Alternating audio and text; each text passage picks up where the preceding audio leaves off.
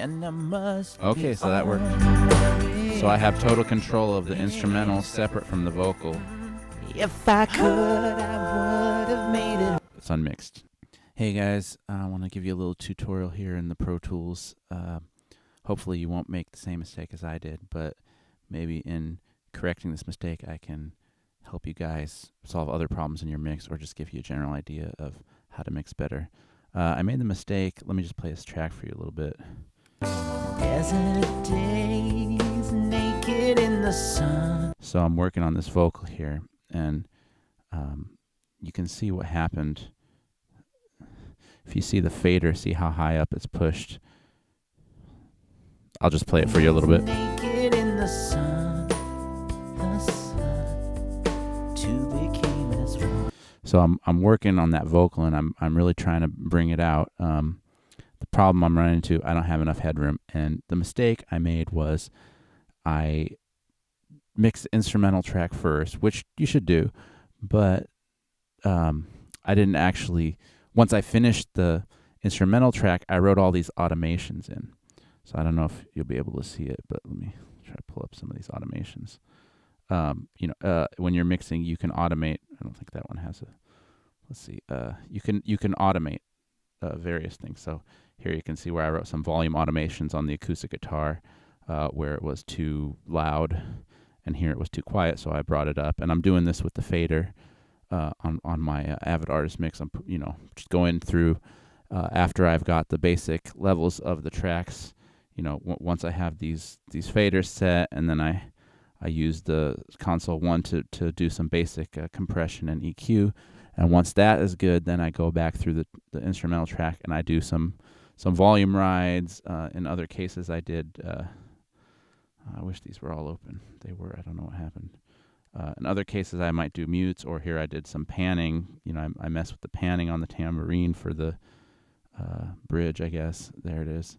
So, anyways, so the point being, all these automations are written in. Once the automations are written in, especially the volume automations, you can't really. Normally, I would just go select all and pull all the faders up or down. Well, if you do that, you'll lose the balance of your mix because the parts that have automation won't respond, and it's just a mess. So what you really ought to do is, before you commit to these automations and these instruments, is listen to that vocal and make sure to bring the vocal so that it sits on top of the mix. So in my case, I should have listened to all of these. I should have listened to the track with the vocal before processing the vocal and before processing automations on the instrumental, and just brought select all and bring all these faders on the instrumentals down a little. Now that's going to be really hard to do, but there's a workaround, which is submixing. So normally a lot of people do this. I don't like to do this, but I do it on the drums. So all these are drum tracks here.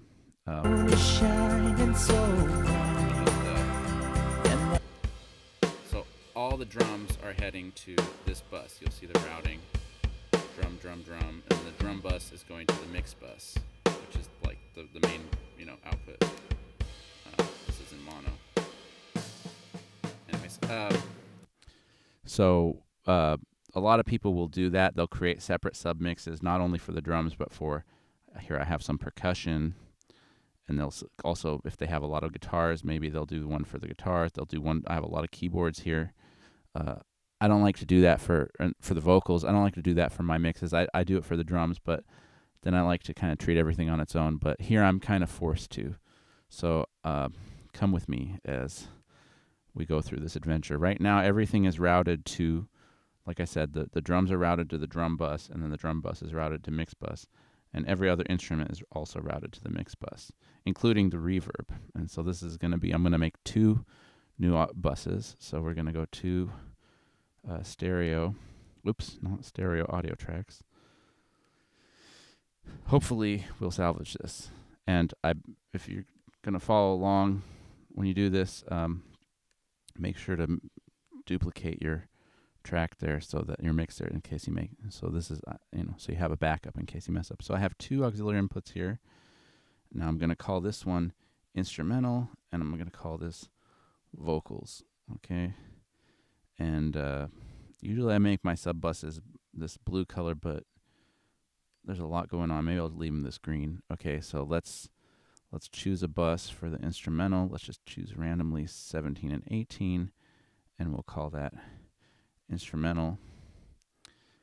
And now for the vocal, let's call it, I don't know, 1920. And so you see where I'm going with this maybe. Basically, I'm going to route all the instruments to instrumental, all the vocals to vocal, and then that way I can pull down this instrumental and basically pull down everything without having to go through and re-automate everything and have it be a disaster. So I'm going to basically have 2 main submixes in my mix, which is not great, but I've put in a lot of work by now. So anyways, let's continue. So we're going to go through all the instruments. So let's just select all the instruments let's do the drums after.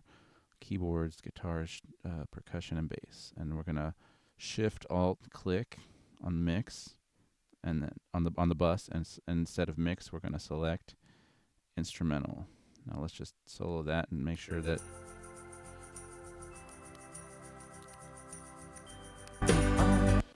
something's not right, but we'll get it. Okay, so yeah, this is going to get confusing maybe. Okay, and let's also now let's see I have these effects buses. That's where it starts to get confusing. So I have reverb sending to and delays sending to these channels, and then those effects channels are sending to mix.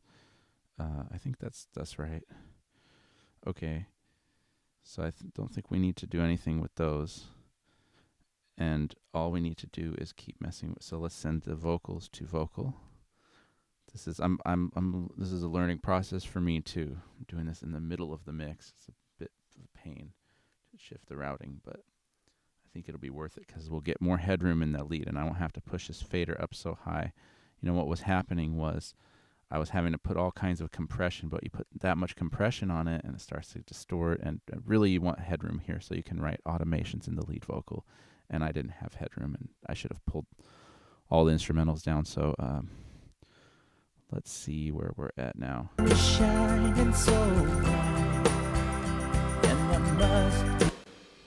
Okay, why is it playing? Okay, so that's okay.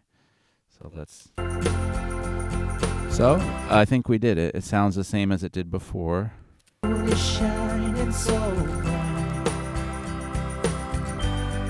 Okay, so now we have routed. I guess that was a little more pain-free than I thought it would be. So now what we're going to do also is make sure to... Oh, wait, no. Actually, since I kept the mix bucks intact, have some like pre-mastering going on here with some effect, some compression and stuff that I had set up.